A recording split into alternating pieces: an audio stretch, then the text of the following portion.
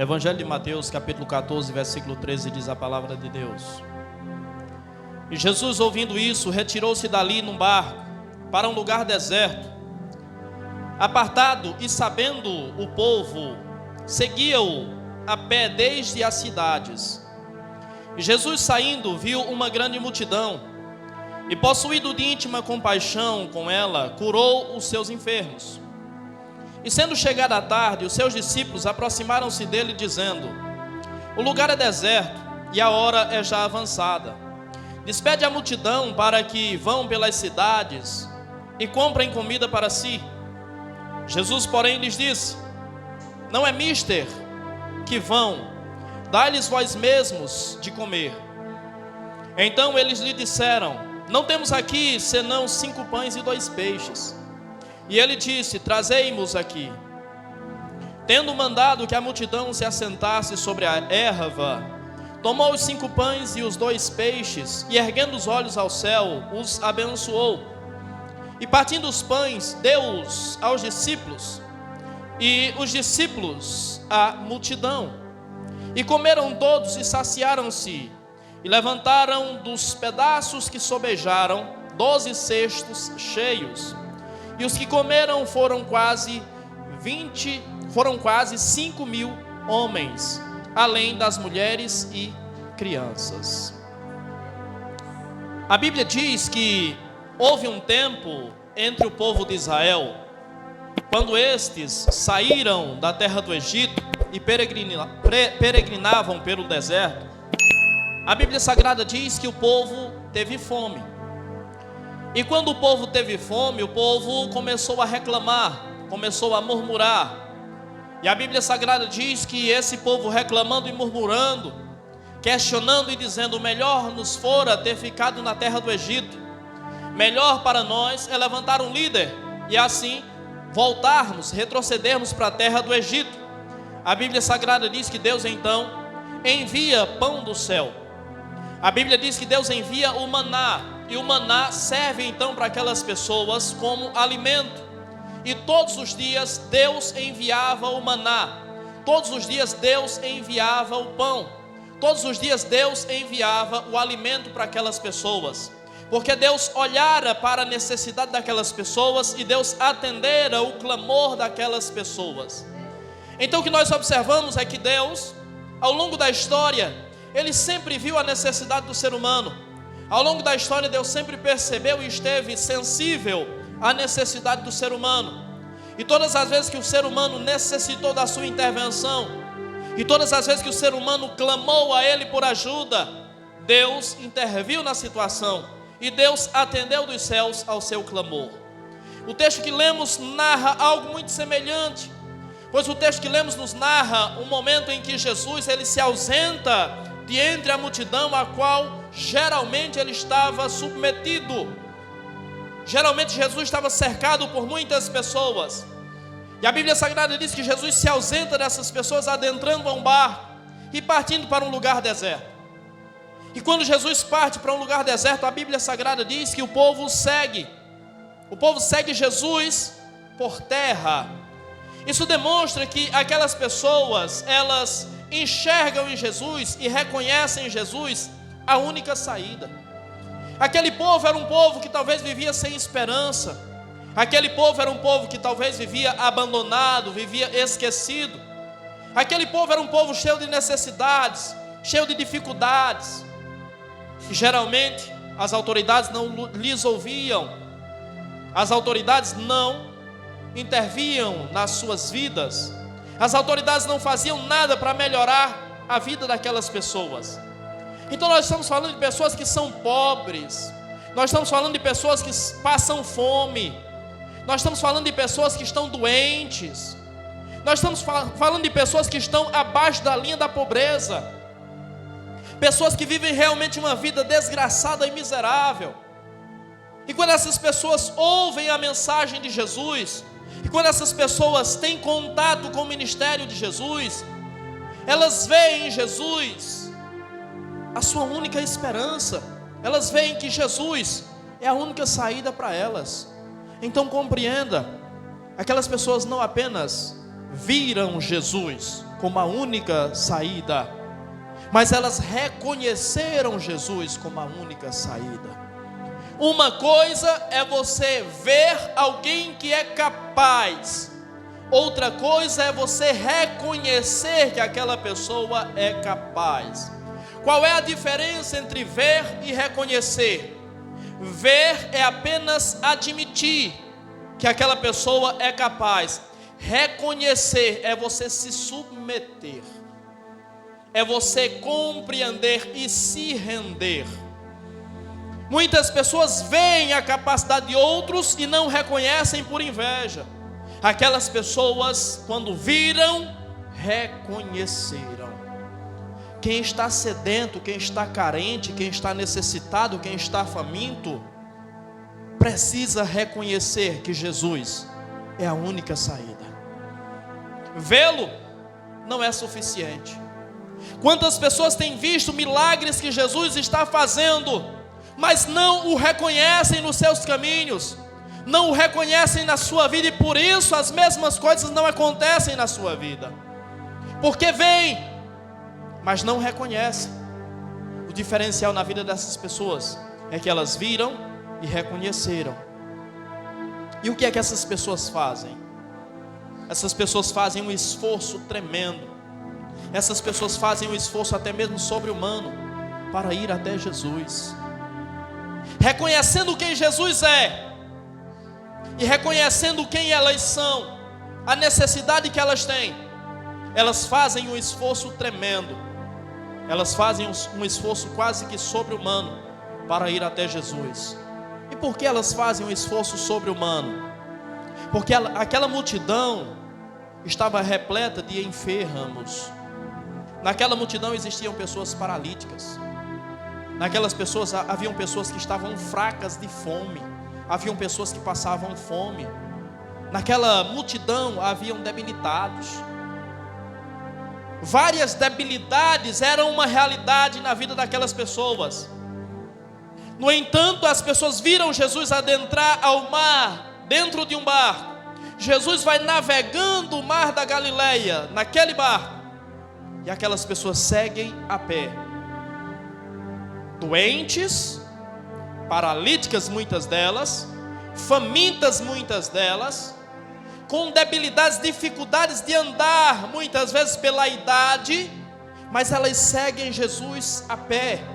Por quê? Porque elas reconheceram quem Jesus era. Quando se reconhece quem Jesus é, se faz todo o esforço para chegar até Jesus. Se vence toda a barreira para ir até Jesus.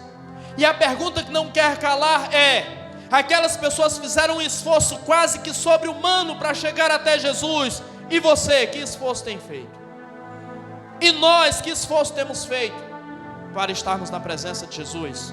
Para seguirmos os passos de Jesus? Para alcançarmos Jesus? Que esforço nós temos feito para honrarmos a nossa fé? Que esforço nós temos feito para honrar o nosso Deus? Que esforço nós temos feito para honrar o chamado dele nas nossas vidas? Que esforço nós temos feito para honrar o sacrifício que ele fez por nós? Que esforço nós temos feito sequer para nos mantermos firmes de pé na sua presença? Ou será que nós estamos nos deixando dominar pelas debilidades, pelas fraquezas, pela doença, pela inércia? Estamos nos paralisando.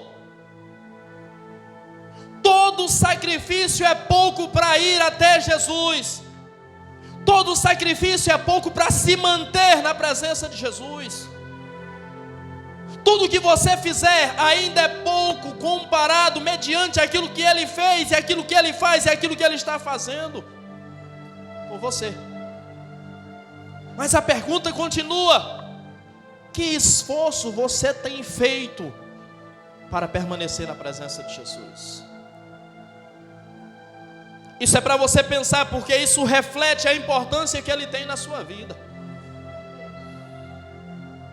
Isso reflete o reconhecimento que você tem por aquilo que ele fez, e por aquilo que ele faz, e por aquilo que ele ainda fará. Aquelas pessoas seguem Jesus. E quando Jesus desembarca, Jesus olha para a multidão, diz o texto sagrado. E quando Jesus olha para a multidão, Jesus se compadece daquela multidão. E por que Jesus se compadece? Porque Jesus olha para aquelas pessoas e vê pessoas idosas, vê pessoas magras, vê pessoas doentes, vê pessoas tentando se proteger do sol que era escaldante. Jesus se compadece daquelas pessoas porque Jesus vê as misérias, Jesus contempla as misérias daquelas pessoas. Jesus contempla as mazelas daquelas pessoas, Jesus contempla as dificuldades daquelas pessoas. E por isso Jesus se compadeceu delas. Quantos de nós muitas vezes estamos seguindo Jesus e não entendemos, compreendemos e reconhecemos que Ele tem visto a nossa vida, que Ele tem visto as nossas misérias, que Ele tem visto as nossas mazelas, que Ele tem visto o nosso sofrimento, que Ele tem visto as nossas dificuldades. Dificuldades essas que nós muitas vezes não expomos para as pessoas, e dificuldades até em continuar seguindo, dificuldades em continuar na sua presença. Ele vê tudo, Ele está vendo tudo, Ele está contemplando tudo isso, mas Ele quer ver o teu esforço. Será que antes de embarcar naquele barco, Jesus não poderia ter curado aquelas pessoas de imediato e ter ido embora? Jesus poderia ter feito isso, mas Jesus não fez. Sabe por que Jesus não fez? Porque Jesus quer estabelecer entre nós uma relação de meritocracia, uma relação de reciprocidade. Você quer milagre? Aprenda a produzir o seu milagre. Você quer bênção? Então aprenda que as bênçãos muitas vezes virão em consequência do seu esforço, da sua dedicação e do seu sacrifício. Se você não estiver disposto a fazer sacrifício nenhum por seguir a Cristo, por estar na presença de Cristo, eu sinto muito em te dizer, você não receberá nada.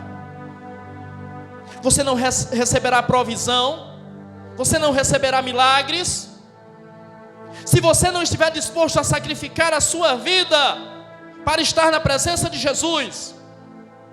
Eu sinto muito em te dizer, você continuará de mãos abanando. Mas se você segui-lo, Ele vai continuar olhando para você, e enquanto Ele está olhando para você, Ele vai contemplar as tuas misérias. E quando Ele contempla as tuas misérias, Ele vem com providências sobre a tua vida. Lembra-se quando a Bíblia Sagrada diz que Noé estava na arca? A Bíblia Sagrada diz que Noé clamou a Deus, e o texto diz que Deus se lembrou de Noé. Mas Deus não havia já estabelecido uma aliança com Noé? Deus já não havia livrado Noé do dilúvio? Deus não havia salvo a vida de Noé e da sua família? Por acaso Deus tem deficiência mental? Por acaso Deus tem déficit de atenção? Por acaso Deus sofre de amnésia ou de Alzheimer para ter se esquecido de Noé? Eu tenho certeza que não. Mas foi necessário uma ação de Noé para haver uma reação de Deus. Você está esperando que Deus haja na sua vida, mas você não tem feito nada para que isso aconteça. Essas pessoas não se paralisaram pela situação em que estavam. Pelo contrário, elas agiram, elas caminharam, elas se esforçaram, elas se sacrificaram, e aquilo que elas fizeram foi o que gerou o milagre na vida delas. Jesus olha aquela multidão, talvez pessoas cansadas, talvez alguns chorando porque estavam sentindo dores atrozes naquela hora. E a Bíblia Sagrada diz que Jesus começa a curar, e Jesus cura a todos. Jesus curou a todos.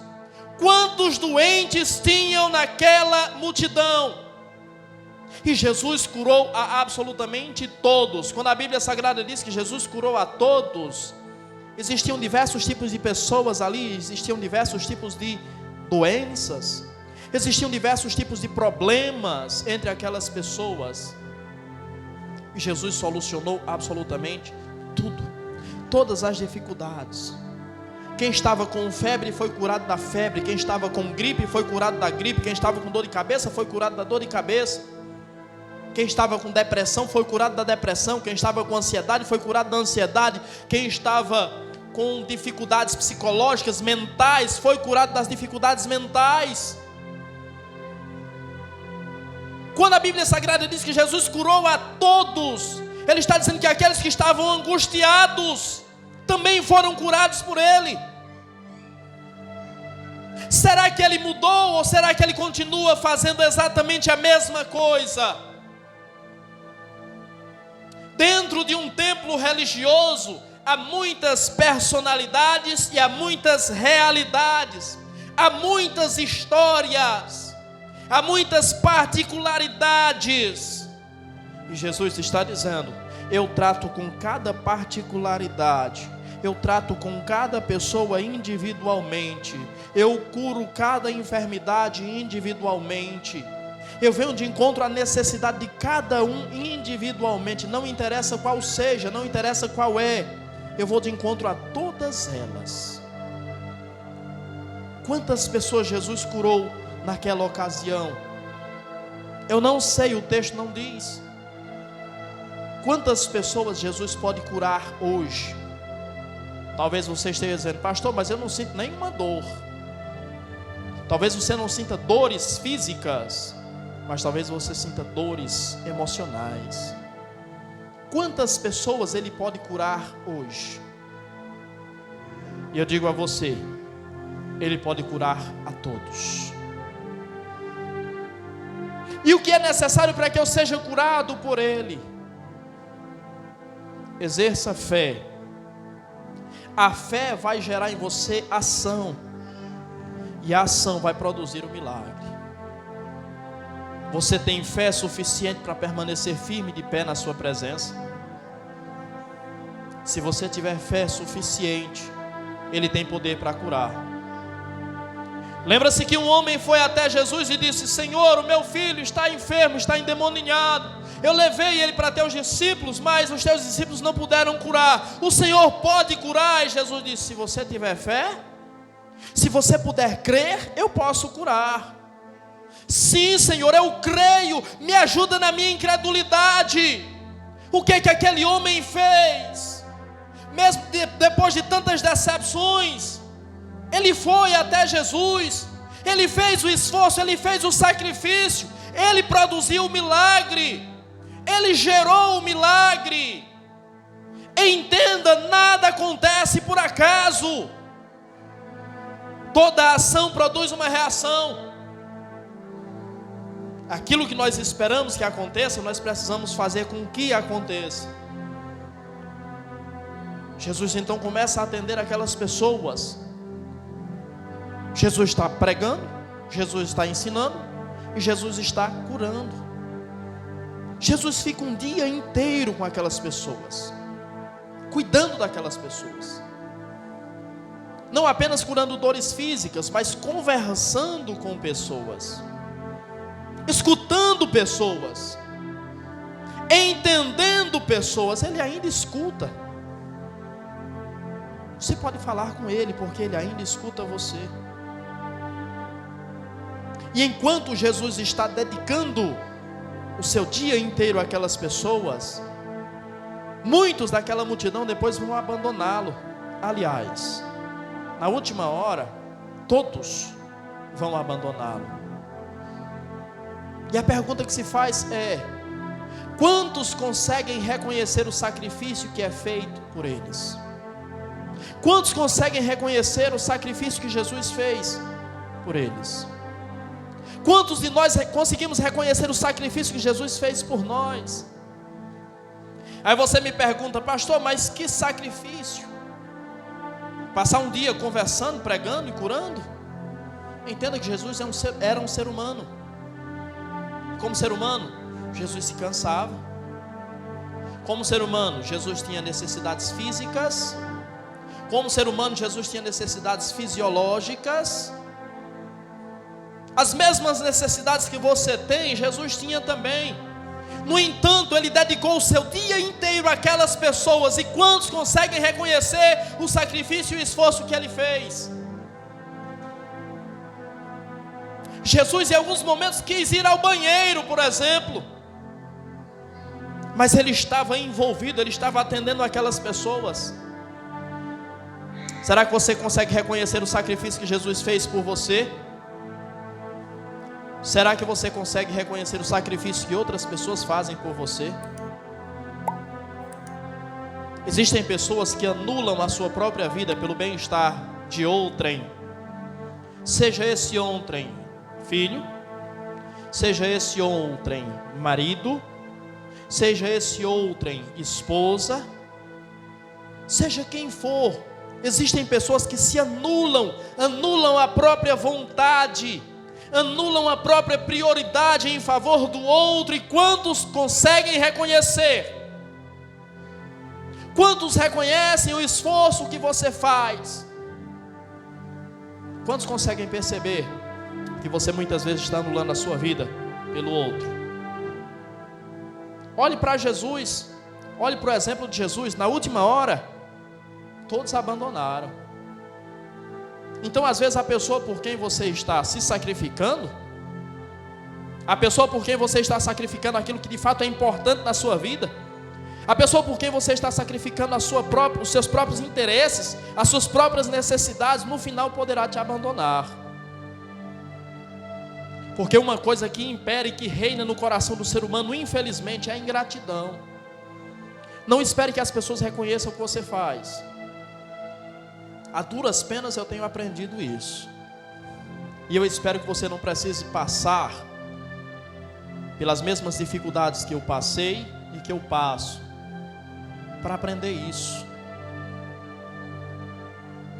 Em contrapartida, ao olhar para o seu caso, para o seu exemplo e perceber que existem pessoas que estão sendo beneficiadas por você, mas não existe reconhecimento, faça você o inverso e reconheça o que é feito por você.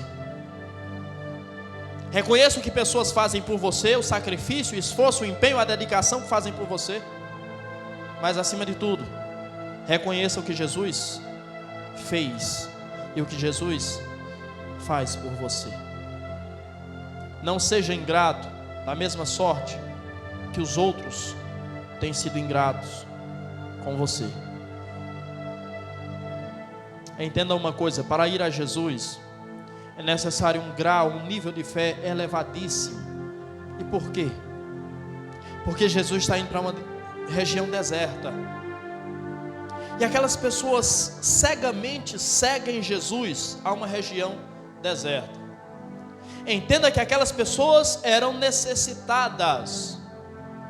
Você não enxergaria no meio dessa multidão, com absoluta certeza, pessoas ricas, pessoas prósperas, pessoas abastadas, pessoas bem-sucedidas. Todas essas pessoas que estão seguindo Jesus são pessoas necessitadas.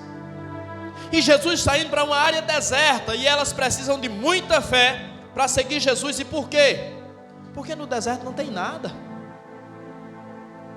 Onde era que eles iam arrumar comida? Onde era que eles iam encontrar água para beber? Eles estavam numa região deserta, não tem nada. Era necessário de fato um nível de fé muito elevado. Para seguir Jesus de verdade, é necessário exercer fé. É necessário estar disposto a fazer sacrifício.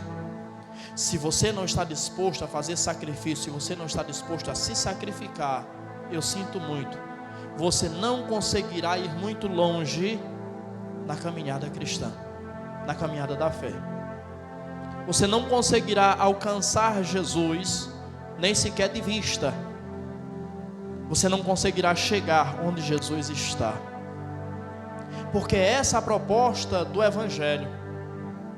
É caminharmos até atingirmos a estatura de varão perfeito, a perfeita varonibilidade, como diz Paulo escrevendo aos Efésios, no capítulo de número 4. Atingirmos a estatura de varão perfeito, a perfeita varonibilidade, atingirmos a estatura de Cristo. Quem não está disposto a se sacrificar a sacrificar os seus próprios interesses, a sacrificar as suas vontades, a sacrificar o que é prioridade para você, para seguir Jesus e para chegar e atingir o lugar e o nível onde Jesus está, não durará e não caminhará muito tempo na fé cristã. A sua jornada será de fato muito curta. Você está disposto a enfrentar os sacrifícios que são necessários para continuar seguindo Jesus? Esses sacrifícios incluem muitas coisas, inclusive pessoas.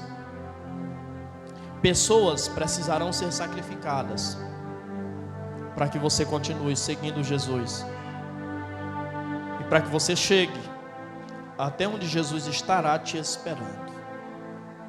Ele vai seguindo, mas entenda, Ele sempre vai à frente. E quando você chegar lá, Ele já estará lá. Lembre-se que Ele já foi, e Ele está nos esperando. Ele já chegou lá, e Ele está nos esperando. E nós agora precisamos trilhar a nossa caminhada até chegarmos lá também. Não seja como os que retrocedem para a perdição, seja como os que avançam para a salvação. O dia avança, a noite vai se aproximando. Os discípulos chegam para Jesus e dizem: Senhor, despede esse povo, a hora é já avançada, daqui a pouco a noite chega, vai começar a escurecer. O povo passou o dia inteiro aqui te ouvindo, esse povo está com fome. Despede esse povo e manda eles irem para outras aldeias, para que procurem comida, para que venham a se alimentar. E Jesus disse: deem vocês de comer a eles. Aprendam uma coisa: Jesus nunca irá despedi-los. Você entende isso? Jesus nunca irá te despedir. Jesus nunca expulsará você da sua presença. Jesus nunca dirá para você: segue o teu caminho, vai embora. O que acontece muitas vezes é que nós tomamos o nosso próprio caminho, o nosso próprio rumo. Nós enveredamos pelos nossos caminhos, nós seguimos as nossas vontades, mas Ele nunca nos despedirá. Ele nunca nos mandará buscar alimentos em outra aldeia, porque o que nós precisamos está na sua presença, o que nós precisamos está nas suas mãos. Você já imaginou Jesus mandando uma pessoa sair da igreja para ir buscar respostas em outra religião, por exemplo? Isso nunca vai acontecer. E você pergunta para mim: então por que, pastor, existem pessoas que saem da igreja e procuram outras religiões? Essa é uma decisão delas, essa é uma opção delas. E o que Jesus não faz é intervir, o que Jesus não faz é impedir. É esse o caminho que você quer seguir? De outra religião, siga. No final você verá quem estava com a razão. Qual é o caminho que você quer seguir? É o caminho do mundanismo? Siga. Não é isso que você quer? Só não esqueça que aquele que se constitui amigo do mundo faz-se inimigo de Deus. Qual caminho você quer seguir? Ele não vai te despedir, mas se você quiser ir, Ele também não vai te amarrar. Ele já se propôs a mostrar para você o caminho, Ele já se colocou diante de você como sendo o caminho. Se você não se satisfaz no caminho, você tem todas as opções possíveis para você escolher. Ele não te impedirá de tomar as suas decisões e fazer as suas escolhas, mas Ele continua dizendo: eu não vou te despedir, eu não vou te mandar embora. Se você quiser ir, é problema seu, mas eu não vou te mandar embora. Aquelas pessoas permanecem ali porque Jesus não as despede, e por ficarem ali, elas são saciadas. E por que elas são saciadas? Porque em Jesus nós encontramos tudo o que nós precisamos. Na companhia dele você tem tudo o que você precisa. Eu não estou dizendo que você tem tudo o que você quer. Eu estou dizendo que você tem tudo o que você precisa. Aprenda isso. Deus atende necessidades, não caprichos. Deus não responderá a imposições que colocamos diante dele, mas Deus sempre ouvirá o clamor e o gemido de um necessitado. Ele sempre atenderá o clamor e o gemido de um necessitado. Não imponha nada para Deus, porque Ele não é capaz nem empregado de ninguém, mas clame a Ele, e tudo o que você precisa, Ele te dará. Tudo o que você precisa, você encontrará na sua presença e virá das suas mãos, em nome do Senhor Jesus Cristo. Ele diz: não, alimentem vocês a essas pessoas. Se Ele mandou você alimentar as pessoas, é porque você tem alimento. Às vezes você diz: mas eu não tenho nem para mim, mas eu não sei nem para mim, mas eu estou com mais problemas do que essas pessoas. Se Ele está mandando te alimentar alguém, é porque você tem com o que alimentar essas pessoas. E entenda, eu não estou falando de alimento físico, mas se Ele te mandou ouvir alguém, é porque Ele sabe que você tem capacidade de ouvir. Se Ele te mandou aconselhar alguém, é porque Ele sabe que você tem capacidade de aconselhar. Se Ele mandou você pregar o Evangelho, é porque Ele sabe que você tem condições de ganhar almas. Se Ele te mandou alimentar, é porque Ele sabe que você tem condições de alimentar. E sabe por quê? Porque Ele já te deu o alimento, porque Ele já proveu, porque Ele já entregou na sua mão. Quando Ele manda você fazer, Ele não manda por causa do seu potencial, da sua capacidade. Ele te manda porque Ele já te entregou o que é necessário para que sacie a fome, a sede, a necessidade das pessoas. Então, se Ele te mandou alimentar, alimente, não se negue a alimentar as pessoas. Aprenda isso. Você precisa se colocar na presença dEle como um instrumento. As pessoas dizem: peraí, Senhor, mas a gente não tem nada. A única coisa que a gente tem são 5 pães e 2 peixes. Você sempre terá o suficiente. 5 pães e 2 peixes são o suficiente. O que Ele te dá sempre é suficiente. Aí você me pergunta: por que então muitos naufragam na fé? Se o que Ele dá sempre é suficiente. Lembra de Elias? Elias está fugindo, e a Bíblia Sagrada diz que Deus envia um anjo, e o anjo dá pão e água para Elias. E com aquele pão e aquela água que Elias come e bebe, Elias anda 40 dias e 40 noites sem parar. O que Ele dá sempre é suficiente. E por que muitos naufragam na fé? Porque desperdiçam aquilo que Ele dá. Porque tem nas suas mãos aquilo que Ele proveu. E mesmo tendo nas suas mãos aquilo que Ele proveu, não desfrutam, não experimentam, não se alimentam. O que você tem nas mãos que Ele te deu e você não está desfrutando, experimentando, se alimentando disso? Você tem essa palavra. Essa palavra é o pão que Ele está mandando para você.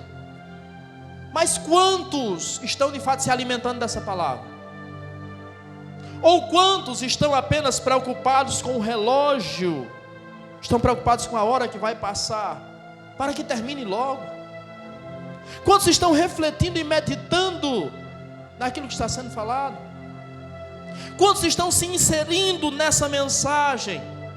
Quantos estão identificando as suas necessidades, olhando para essas pessoas e percebendo: sim, eu sou um deles, sim, eu estou no meio dessa multidão, sim, eu tenho as minhas necessidades também, eu preciso que as minhas necessidades sejam sanadas também.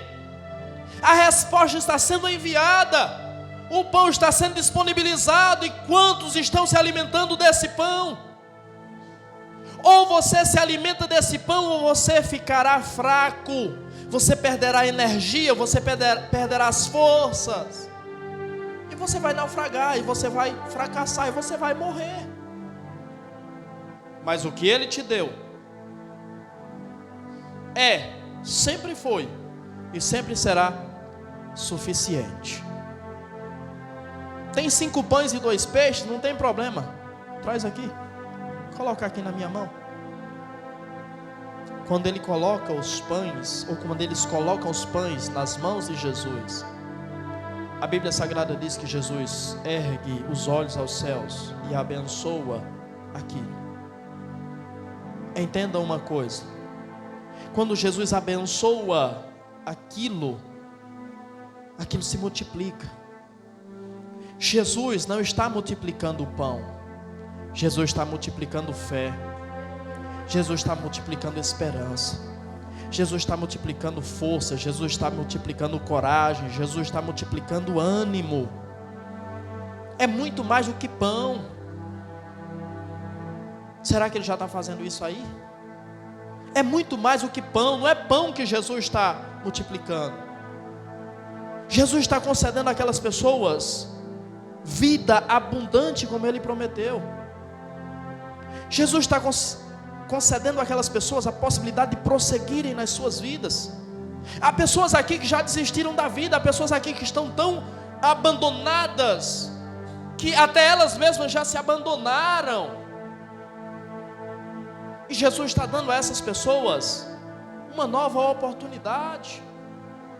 É muito mais do que pão, porque o pão que aquelas pessoas estão comendo nesta hora, amanhã ou depois de amanhã será expelido do seu corpo pelas vias naturais. Acabou, cairá no esquecimento. Não trará mais benefício algum para essas pessoas. Mas aquilo que Jesus faz nas suas vidas, a mensagem que Jesus planta nos seus corações, a transformação que Jesus opera nas suas vidas, e isso marcará as suas vidas para sempre. Então entenda, não é pão que Jesus está multiplicando. O pão é o de menos. Jesus está multiplicando multiformas das pessoas prosseguirem na sua caminhada. Jesus está multiplicando vida, e é isso que Ele quer multiplicar em você: vida, força, fé, coragem e esperança. Tudo que você coloca nas mãos dEle é abençoado. Tudo que você coloca nas mãos dEle prospera.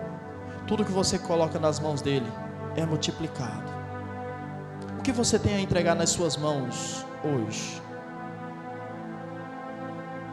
O que você tem a entregar nas suas mãos hoje talvez seja algo que te preocupa, seja uma angústia, seja uma pessoa. O que você tem a colocar nas mãos dEle hoje? O que você tem a colocar nas suas mãos, se você coloca nas suas mãos, será abençoado. Então coloca. Aquelas pessoas colocaram o pão nas mãos de Jesus e o pão foi abençoado. O que é que você quer colocar nas mãos dele nessa hora? Para que ele venha abençoar, para que ele venha multiplicar, para que ele venha prosperar, para que ele venha fazer o milagre acontecer na sua vida. Ele toma aquilo nas mãos, abençoa e dá ordem aos seus discípulos: organizem, coloca as pessoas sentadas na relva.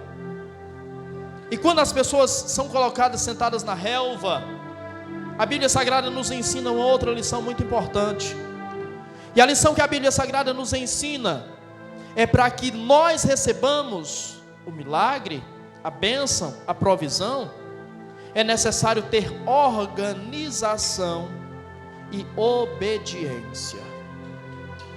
Tenha na sua vida organização. Você quer que Deus abra uma porta para você, mas você não se prepara, você não se organiza para entrar por esta porta.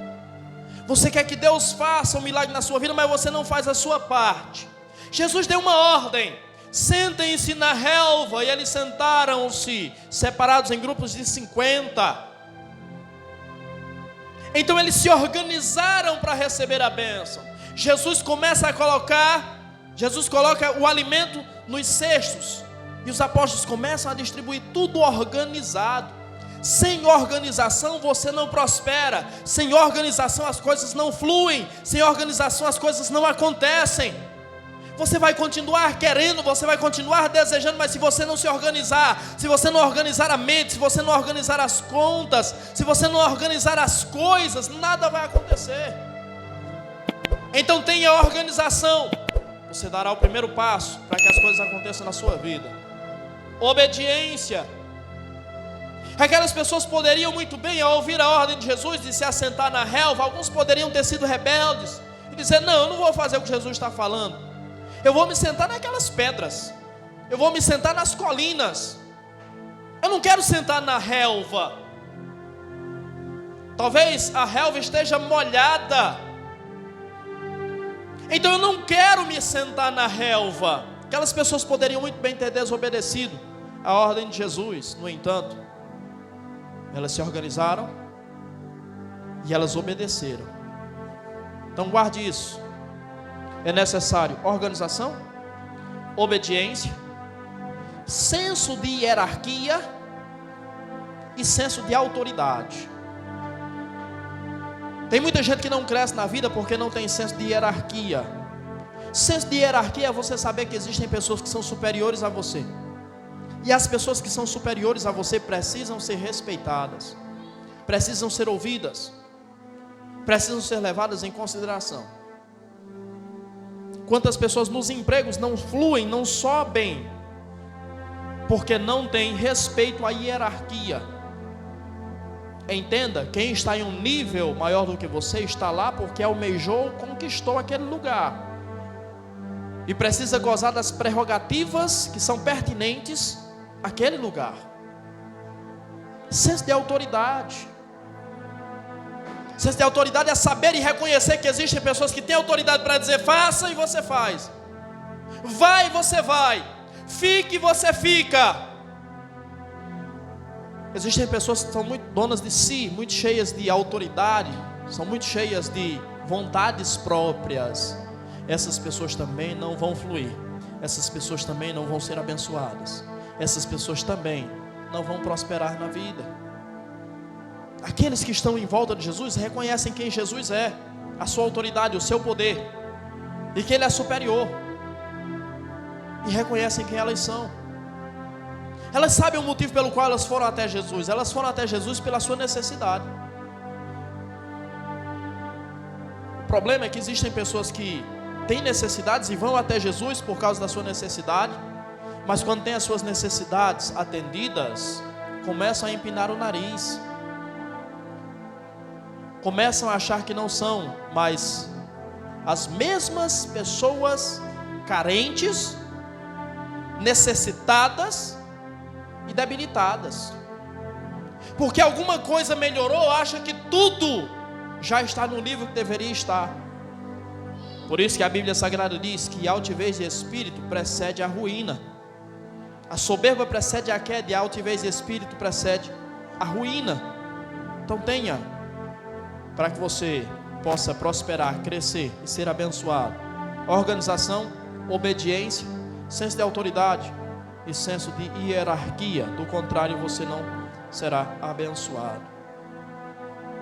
Jesus poderia ter alimentado aquelas pessoas com as próprias mãos. Ele não já estava com o pão na mão? Ele poderia ter saído distribuindo aquele pão para aquelas pessoas. No entanto, Jesus incumbiu os seus discípulos de fazerem isso. Jesus deu essa autoridade e esse privilégio aos discípulos. Jesus quis que os discípulos fizessem parte daquilo.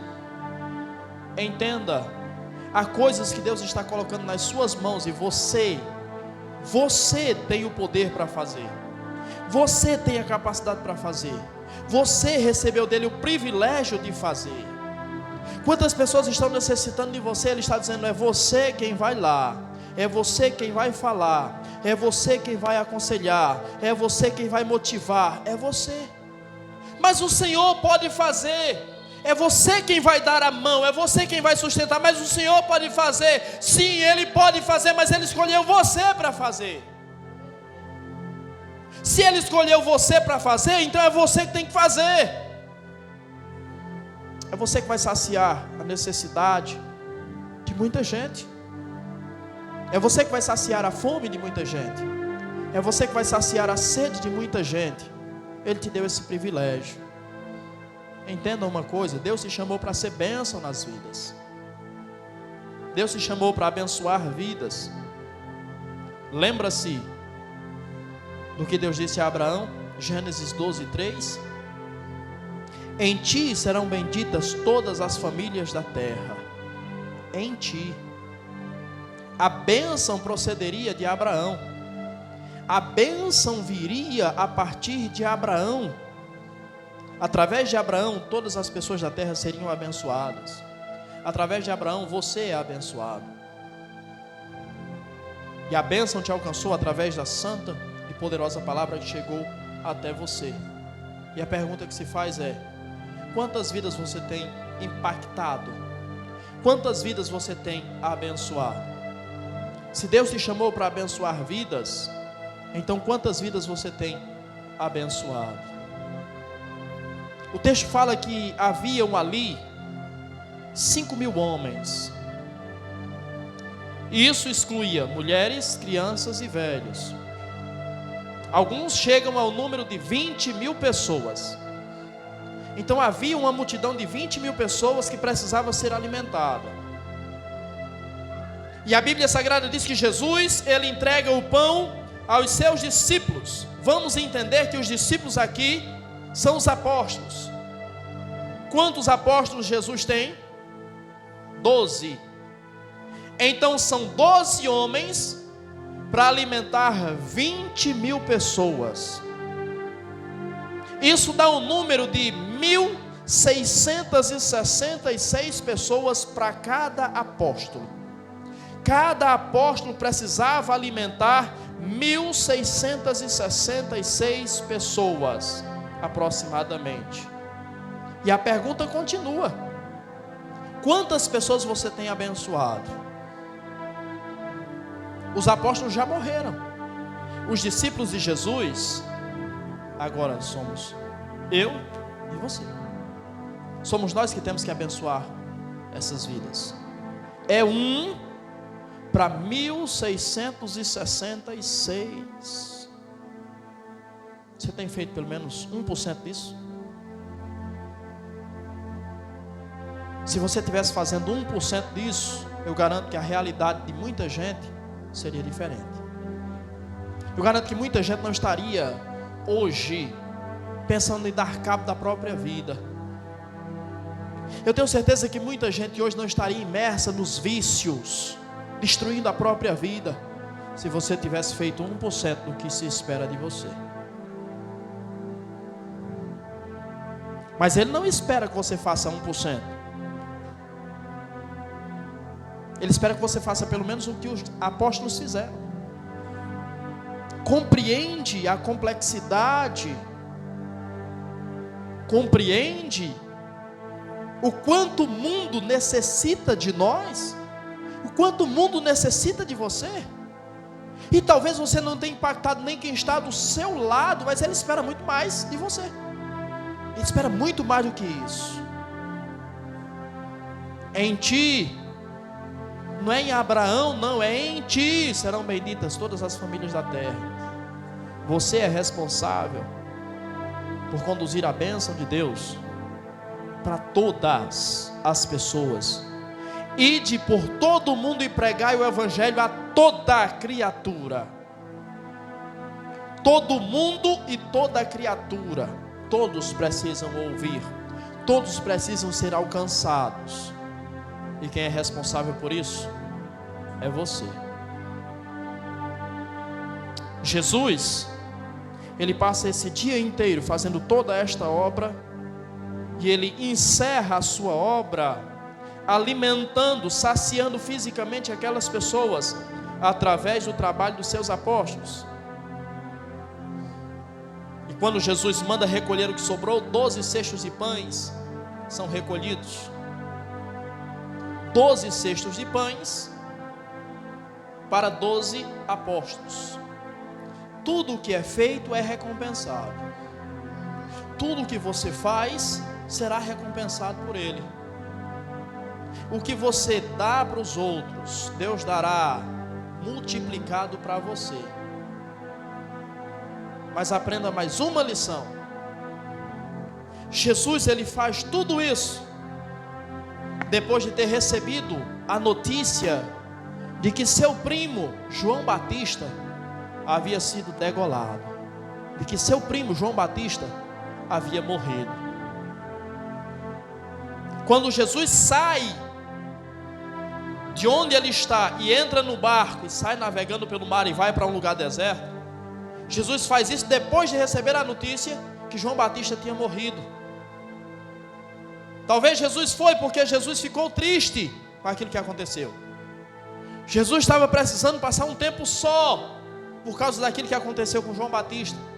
Porque João Batista é seu primo, mas João Batista é muito mais especial para Jesus.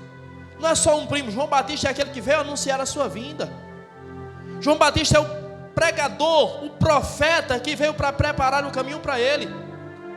Eu poderia dizer que João Batista é o seu profeta. E mesmo recebendo a morte, ou a notícia da morte de João Batista, Jesus não permitiu que isso interferisse no seu ministério. Aprenda a lidar com as suas dores, aprenda a lidar com as situações e não permita que as situações, as dores interfiram na sua missão, interfiram no seu ministério. Talvez você deixou algo em casa que te causa dor, que te causa angústia, que te causa sofrimento, mas isso não pode intervir no teu ministério. O teu ministério não pode parar pelas dores, o teu ministério não pode parar pelas dificuldades, o teu ministério não pode parar pelas fraquezas, o teu ministério não pode ser limitado por nada. Entenda que Jesus prioriza o seu ministério acima da sua dor. Uma perca familiar extremamente importante, mas Jesus está lá cuidando daquelas pessoas, com o mesmo sorriso de sempre, com o mesmo amor de sempre, com o mesmo carinho de sempre, com a mesma receptividade que ele sempre teve com as pessoas. As dores de Jesus não interferiram na sua missão. Não deixe que as suas dores interfiram na sua missão.